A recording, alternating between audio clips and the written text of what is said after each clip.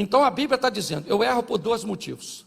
Então se eu erro por não conhecer as Escrituras e o poder de Deus, o que eu faço para corrigir isso?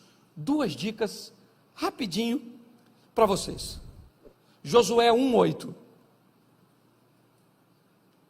Josué 1:8. Se eu quero parar de errar, não aparte da tua boca o livro desta, antes medita nela de dia aí, para que tenha o cuidado de fazer conforme tudo que nele está, porque então farás prosperar o teu, e então prudentemente, preste atenção nas três fases. Primeiro, eu leio, eu introduzo, a parte da boca, certo? É o processo,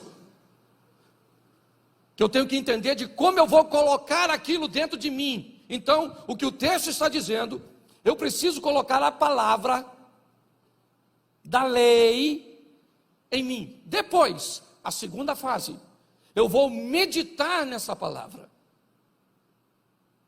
Terceiro, eu vou colocar essa palavra em prática. Aí, então, eu vou fazer prosperar meu caminho e eu vou me conduzir prudentemente. Ah, vou mudar a minha vida lendo a Bíblia? Vou. Só preciso lembrar que essa é a primeira fase do processo. Ah, pastor, eu leio e medito. Cumpriu a segunda fase. Ah, eu leio e coloco em prática sem meditar. Eu posso fazer uma colocação equivocada, certo? Porque eu não parei para avaliar. Eu tenho que entender que é um processo que está sendo feito para diminuir a minha margem de erro.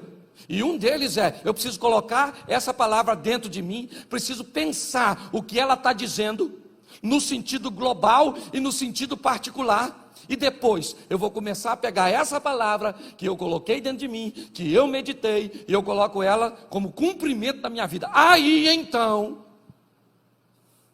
eu vou prosperar meu caminho. Preste atenção, caminho. Olhe bem, eu queria que você olhasse para frente, imaginasse um caminho e olhasse para esse texto. O que eu vou fazer? Eu vou prosperar para onde eu estou indo.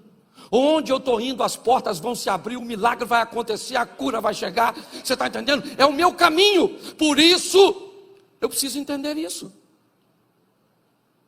Aqui, segundo, Salmo 1, verso 1. Salmo 1. Bem-aventurado o varão que não anda segundo o conselho dos, não se detém no caminho dos, nem se assenta na roda dos. Isso aí, presta atenção. Enquanto lá no anterior eu coloco a palavra dentro de mim, no segundo conselho, se eu quero, certo? Aprender a lidar com essa situação, eu tenho que solucionar, ou melhor, selecionar o ambiente onde eu vou estar frequentando.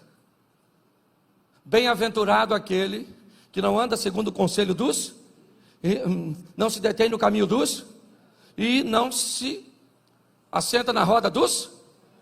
Antes tem seu prazer na lei e na sua lei medita de dia, e ele será como uma árvore plantada junto ao ribeiro das águas, cujas folhas não caem, e tudo aquilo que fizer, isso aí. O que a Bíblia está dizendo? Agora, já que conhecimento de Escritura e ambiente que frequento determina o meu conhecimento das Escrituras, vamos ver, e a gente encerra aqui, como é que é essa história de poder de Deus. Provérbios 4:23. Deixa eu te dar um outro, perdão, depois pede pessoal aí, onde está, nem sei, está na fila, tem muita gente lá fora, não sei, ok? Não estou vendo ninguém ali. Certo? Se não tiver ninguém, vocês ficam para o segundo culto. 1 Coríntios 15:33. Esse é genial. Põe aí. 1 Coríntios 15:33. Você lê para mim?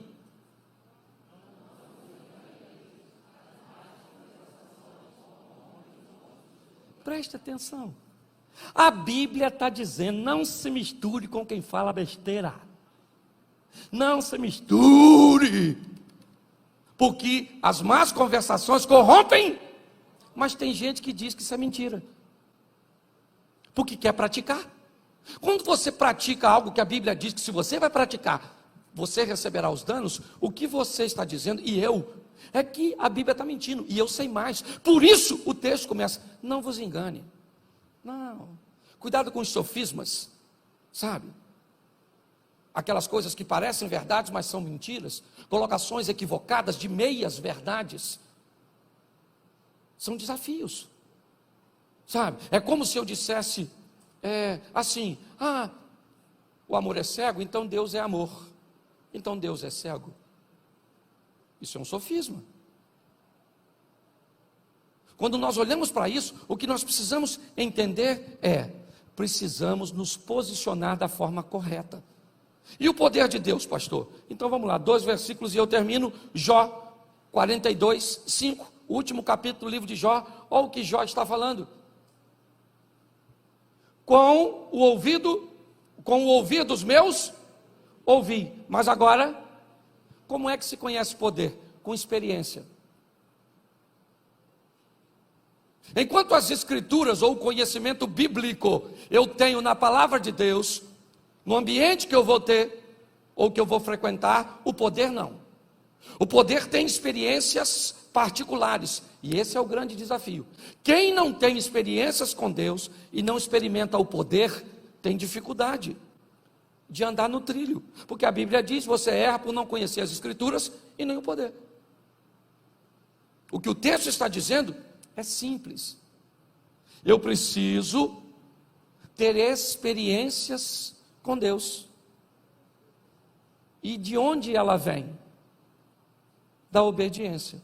Daniel, capítulo 3, verso 17, a gente encerra. Daniel 3, 17. Amém? Eis que o nosso Deus, a quem nós servimos, é o que nos pode livrar. Ele nos livrará do forno de fogo ardente e da tua mão, ó rei. Verso 18.